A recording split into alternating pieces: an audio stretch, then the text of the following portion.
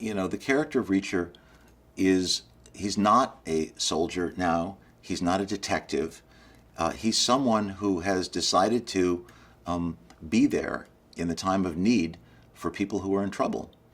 And in that sense, he's closer to the modern version of a samurai, or maybe even a ronin. And it's coincidental that Tom and I actually 10 years ago made a movie about samurai, and the idea that this man is without a master. He is in pursuit of justice. He is in pursuit of righting wrongs, and it is justice as he sees it fit, not as even the law might dictate. And that's a great tradition of Shane and Paladin, these great iconic Western heroes who have whose job it is, who's taken it upon themselves to get involved to help people who are in need of help. Lee is a force of nature. I mean, the fact that he has, not just created this genre, but has been so prolific, and yet prolific in this way that has managed to maintain audiences' interest over, so many books. I think that's because there's something in these books that is a little bit of an anthology. It's not the same story over and over. He is the same, the character Reacher is the same, and yet the people that he meets and the situations he encounters are different. And I think Lee, because he has such an avid curiosity about the world and about different situations, has managed to keep this going and keep it interesting each time. And obviously, whenever one makes a movie adaptation of a book, you worry about how the author might feel.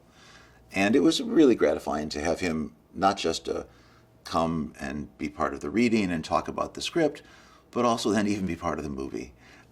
Because, I think he is as important to his fans now as even is the character of Reacher. So I felt it was important to include him as well. What became clear once I met Kobe and her willingness to go deep into this character is that she was going to present something that had a great air of authenticity. It wasn't going to be about lip gloss and spike heels, that it was really going to be somebody who looks like they could carry their weight. And as Kobe began to meet people, her, women in the military in particular, and also just, our technical advisors, it was obviously very important to her that she's representing to a certain degree. And this is a very significant moment about women in the military. Coincidentally, the first woman had actually passed the Ranger course at the moment that we were in prep. There had been women who had been washed out before, but this was only the tip of a very big iceberg that's going to only get bigger as more and more women, matriculate into that role. And I think she felt that was her goal, was to be honestly representative of these people. You need someone like Wade Eastwood.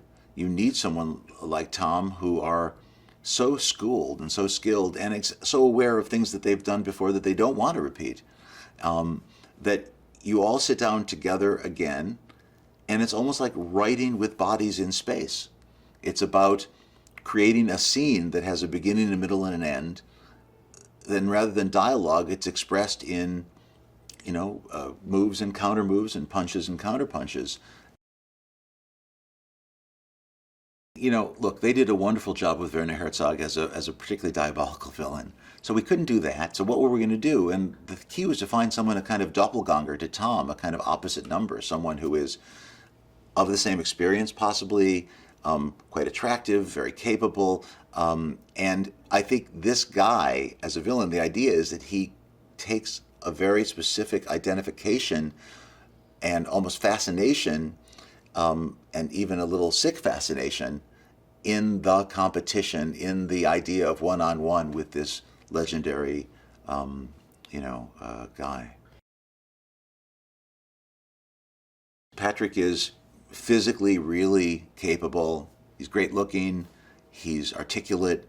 He's younger than Tom, which I think sets up an interesting dynamic too. That here's this younger guy coming after him, and I'm always drawn to trained actors. I am, and he comes out of Juilliard. He can do classical theater, and the idea that he brings that into a role of a villain is just a great opportunity. I cannot tell you how hard Patrick and Kobe and Tom trained together, the three of them. It was weeks and weeks and weeks and weeks before we started shooting. Patrick had already done a certain amount of it. He'd done fight choreography in graduate school. He'd done a couple of movies that had that, so he already had a good basis in it. That was important to me, to have somebody who was already at a certain level to begin. But he just raised the level of his game because he knew he was going to do it opposite Tom. The idea that Tom can do this at this level in the way that he does, take after take, is miraculous. He lives for this. The idea that he would ever say, "Gee, well, I don't feel like it. Let me have my son guy do it." Never going to happen. It just isn't who he is. And I mean, the most boring job on the set is to be Tom's stuntman, because I don't know. He's just got nothing to do, and it's a point of pride. But if you think of what preparation and what preparation between movies, even between days, fight days, that needs, he has to remain in constantly good shape. You have to reach a performance level and be there. We wanted something classic for that third act, and when Marshall and I realized when we'd be shooting, I began to look, go down to New Orleans, read about New Orleans, and I realized there was this thing that happens at Halloween, which is so perfect that the Mardi Gras is off the hook anyway, and New Orleans is all about voodoo, and it's all about Santeria, and it's all about the Anne Rice vampires and the cemeteries above ground. The idea that a third act sequence could take place amidst demons and ghosts and great color. It was just a natural, and so it's one thing to write that, and quite another thing to figure out just how to do that, because to have that many people in that small a place, in that wild a place, because the French Quarter never really sleeps, and to try to carve out your own reality in the midst of a crazy reality anyway was a real challenge.